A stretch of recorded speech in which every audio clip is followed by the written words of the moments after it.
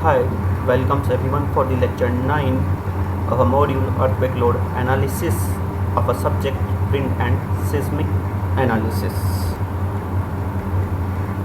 in which the outline of module on earthquake load analysis as I have already discussed about the steps that are involved while analyzing a structure using a linear static analysis. So the steps which are mentioned in IS 1893-2002. So the need of this lecture is to review the IS 1893-2002 so that it will be clear to you that where these steps are mentioned and how the IS 1893 code is used in the examinations while solving the questions or while analyzing the building using linear static analysis. So in this lecture we will be discussing about the IS 1893-2002, which is part 1, and this is the Indian standard of criteria for earthquake resistant design of structures, part 1, in which this is the 5th revision of IS code. It's a general provision and buildings. So in this code, let me first clear about the what are the loads and load combination have to be taken while designing for a structure, while analyzing for a structure using linear static analysis. So that are mentioned at page number page number 13. The load factors for the plastic design of steel structure, as we have already taken in a RCC structure, that what are the partially safety factors have to be considered for analyzing a structure or designing a structure. So if it's a steel structure, then the partially safety factor will be 1.7 or 1.3. 1.7 will be taken when the dead load plus only imposed load is given, if the combination of load is dead load plus imposed load. And if the combination of dead load plus earthquake load, then partially safety factor for that condition is also taken as 1.7. If the all three loads will be a combination, dead load plus live load or imposed load plus earthquake load, if all three the combination of loads, then the partial safety factor will be reduced to 1.3. And if we are designing a structure which is of reinforced concrete or a pre-stressed concrete structure, then the partial safety factor will be taken as 1.5 in the case of dead load plus imposed load, and 1.2 in the case of or combination of dead load plus imposed load plus earthquake load. If only earthquake load and dead loads are mentioned, then the partial safety factor will be 1.5 times, and in another way we can use it 0.9 times of dead load plus 1.5 times of earthquake load. So these all are mentioned, these all we have already studied in the subject RCC design. The partial safety factor for the loads will be taken as 1.5, but in this subject that earthquake load also come into picture, then the partial safety factor will be taken as 1.2. So now the first step of the linear static analysis is horizontal seismic coefficient. So how to find out the horizontal seismic coefficient? So here it is mentioned at page number 14, clause number 6.4.2. So the design horizontal seismic coefficient AH will be given as ZISA over 2RG. So Z is the zonal factor, I is the importance factor, SA by G is the average acceleration factor, and R is the response reduction factor. So as I have already discussed that the whole country is divided into 4 zones, and the value of Z will be depending upon the in which zone your building will be constructing. The value of Z will be given in annexure E, at which is given at page number 35 and 36. So the value of Z is finding out from annexure E depending upon the building, depending upon the location of building. So if you are constructing your building in Agra, Ahmedabad, Ajmer, such like a city, here it is a zone factor value is mentioning for some important towns. So if you are constructing your building in Ajmer, then the value of zone it is lying in zone 2 and the value of zonal factor will be taken as 0.10. If it is constructing in Darbhanga, Bihar, then it is lying in the zone 5 and the value of zone factor will be 0.36.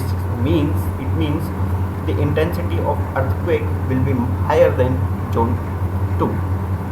So the value of Z depending upon the city or location where the building has to be constructed.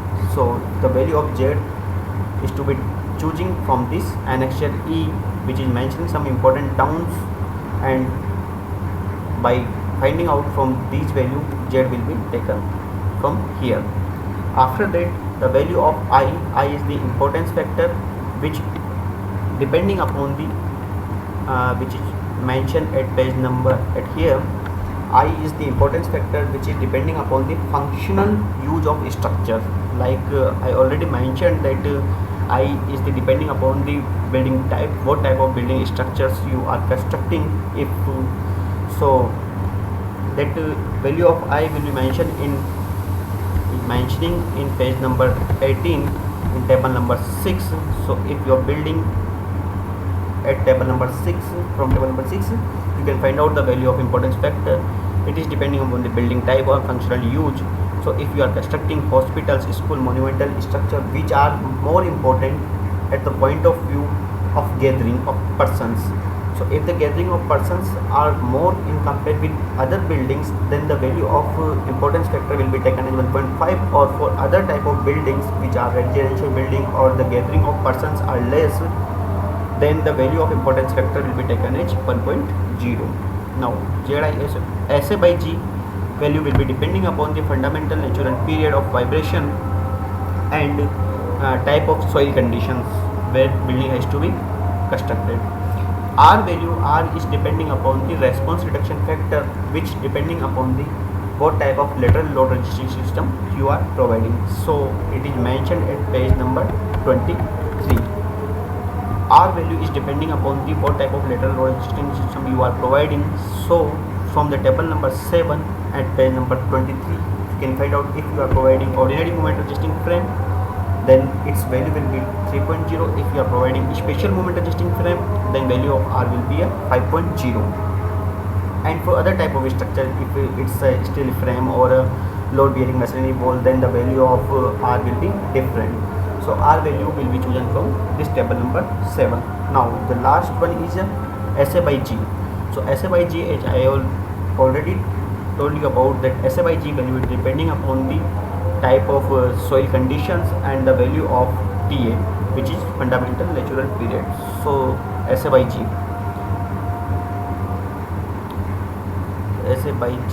yeah, at here SA by G is average response acceleration coefficient, and this can be find out by you from the at page number 16.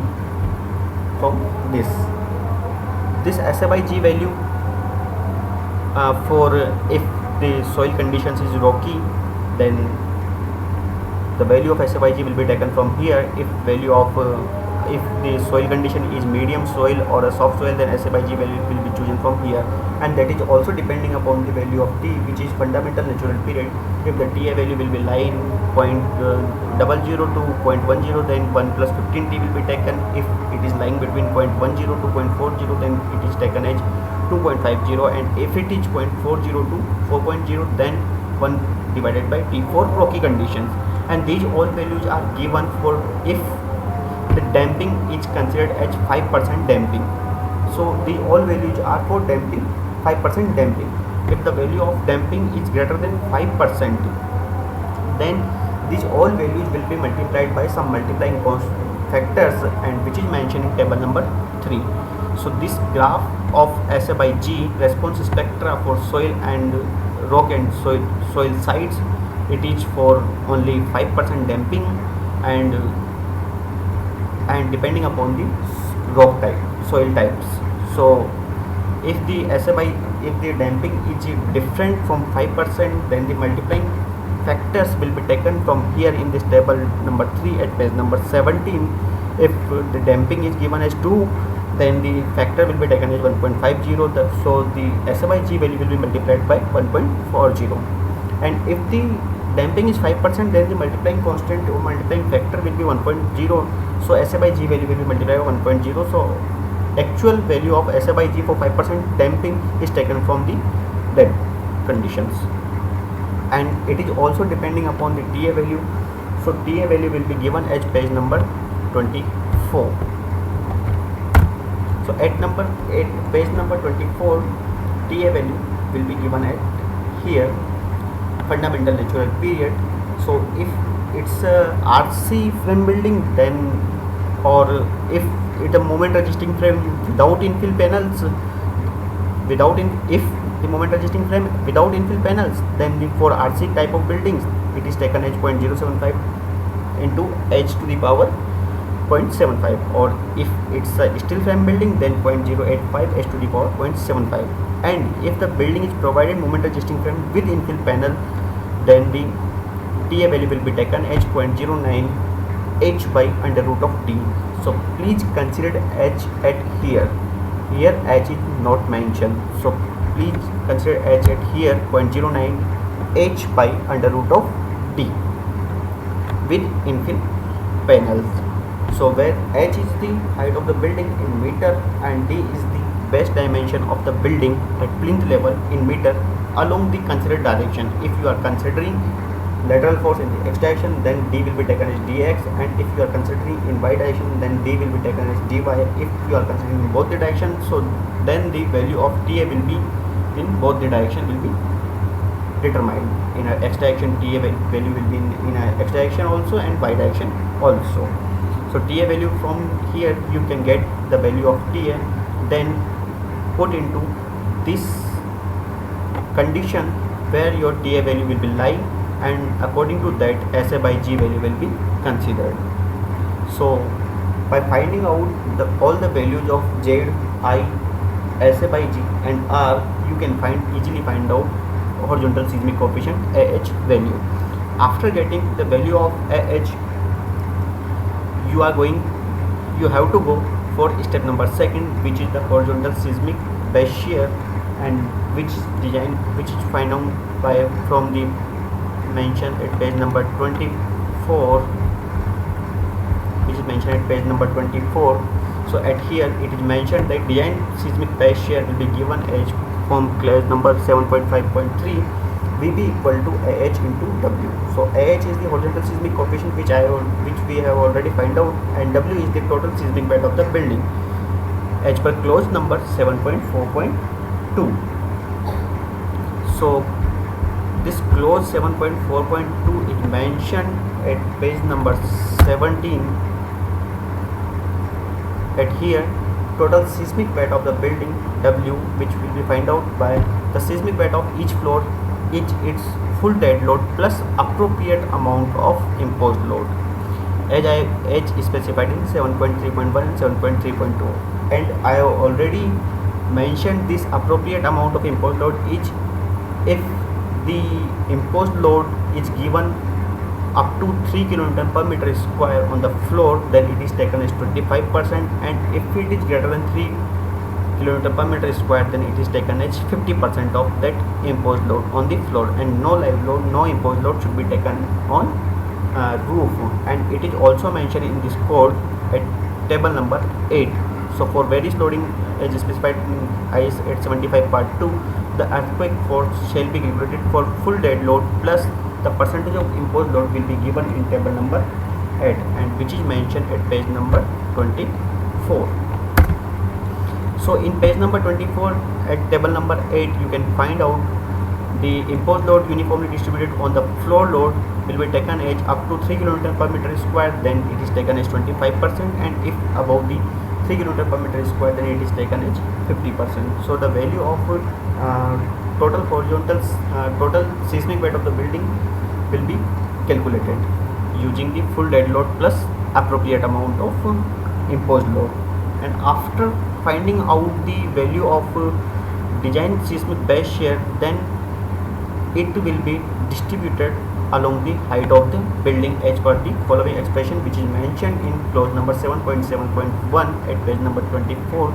So the design seismic base shear computed earlier shall be distributed along the height of building as per the following expression, and which is mentioned at Qi equal to Vb into Wihi square summation divided by summation of I is to n Wihi square, where Qi is design lateral force at a particular floor level, which is I floor level. If we are considering I floor level, Wi is the seismic weight of that particular floor, Hi is the height of particular floor from the base, and n is the number of story in the building.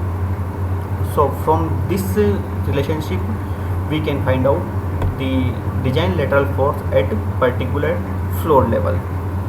So this is the IS code revision for the particular method, which is a linear static analysis method or equivalent static analysis method. So by using this IS 1893-2002 and using these tables and clauses, you can easily find out the design lateral force at particular level. Now, so this is the revision, and in the